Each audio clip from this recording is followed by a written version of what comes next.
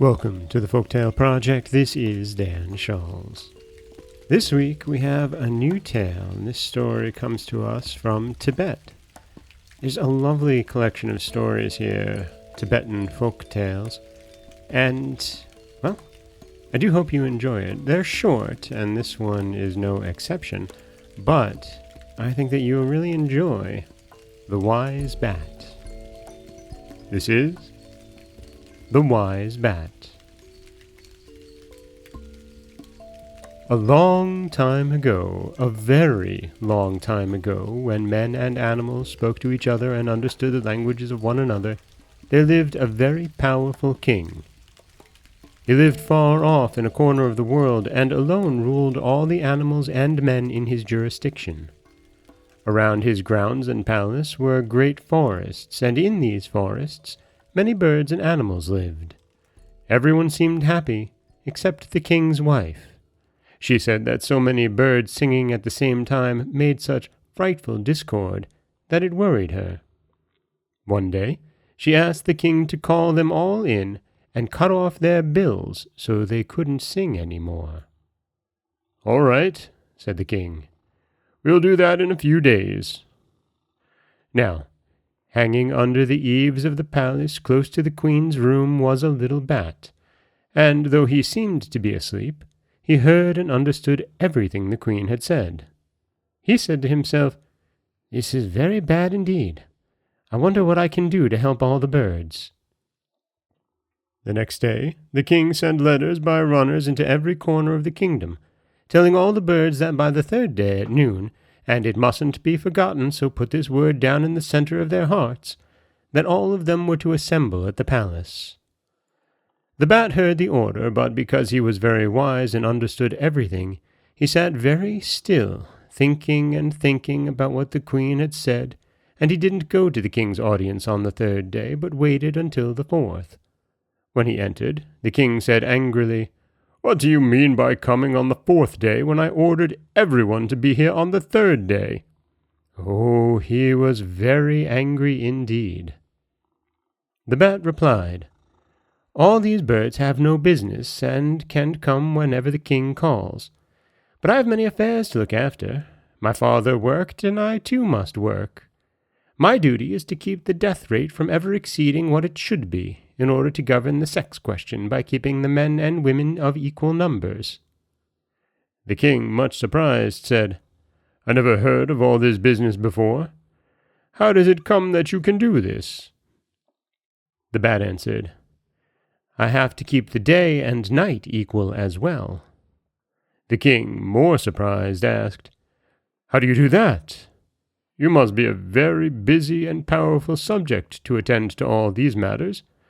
Please explain how you do it." "Well," the bat replied, "when the nights are short, I take a little off the morning, and when the nights are long, I take a little off the evening, and so keep the day and night equal. Besides, the people don't die fast enough. I have to make the lame and the blind to die at the proper time in order to keep the birth and death rate in proportion. Then, sometimes there are more men than women, and some of these men say yes, yes to everything a woman asks them to do, and think they must do everything a woman says. These men I just turn into women, and so keep the sexes even." The king understood very well what the bat meant, but didn't allow him to know it. He was very angry with himself because he had agreed to do so quickly what the queen had asked, and thought perhaps the bat might change him into a woman. "I'm not a good king," he thought, "when I listen to a woman's words and yield so easily, and I am terribly ashamed to have given this order. I'll just not do what my wife asks, but send these birds all back home, and not cut off their bills." So he called the birds all to him and said, "Heretofore, men haven't known how to mete out punishment and laws for you, but now I am going to make the cuckoo your king, and what I called you up today for is this.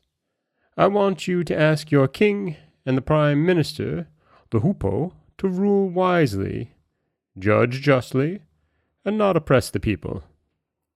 If big or little come to you in lawsuit, you must judge rightly between them, and not favor either rich or poor. Now you may all return to your homes." But the king in his heart was still angry at the bat, because he hadn't obeyed him, and came the 4th day instead of the 3rd. And to show him he was the ruler, and to be instantly obeyed, he gave him a light spanking for his disobedience, and then turned him loose.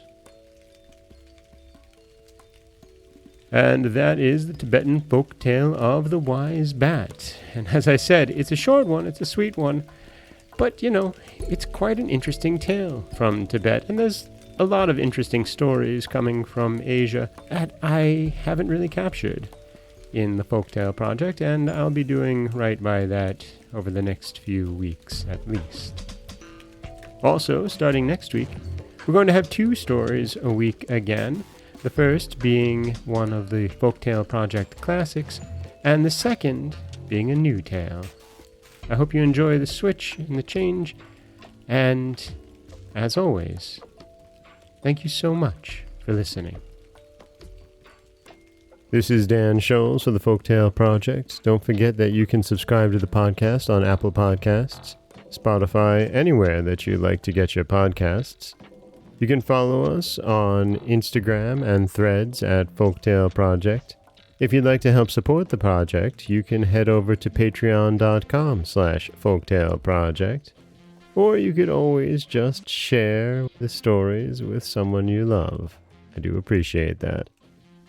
As always, thank you so much for listening.